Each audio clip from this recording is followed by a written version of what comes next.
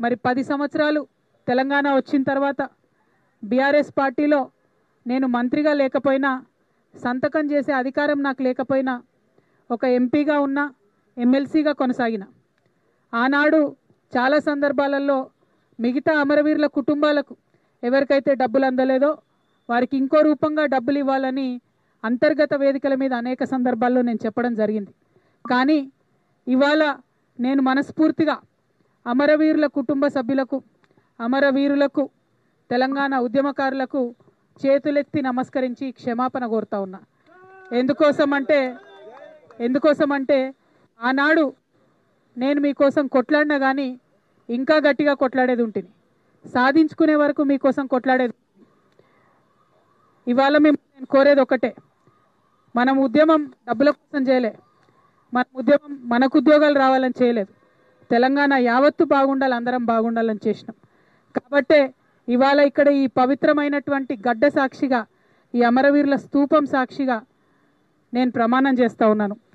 ప్రతి అమరవీరుల కుటుంబాలకి, 1200 మంది కుటుంబానికి కోటి రూపాయలు ఇవ్వాలని ఈ ప్రభుత్వాన్ని నేను డిమాండ్ చేస్తూ ఉన్నాను. ప్రతి అమరవీరుల కుటుంబానికి కోటి రూపాయలు ఈ ప్రభుత్వం నుండన్నా ఇప్పిస్తాం, లేకపోతే ఈ ప్రభుత్వం మార్చి వచ్చే ప్రభుత్వంతోనైనా ఇప్పిస్తామని ఈ సందర్భంగా నేను అమరవీరుల కుటుంబాలకు వారి యొక్క పాదాల సాక్షిగా మీకు తెలియజేస్తూ ఉన్నాను. ఇవాళ నేను కోరేది ఒకటే, మనం ఉద్యమం డబ్బుల కోసం చేయలే, మన ఉద్యమం మనకు ఉద్యోగాలు రావాలని చేయలేదు, తెలంగాణ యావత్తు బాగుండాలి, అందరం బాగుండాలని చేసినాం.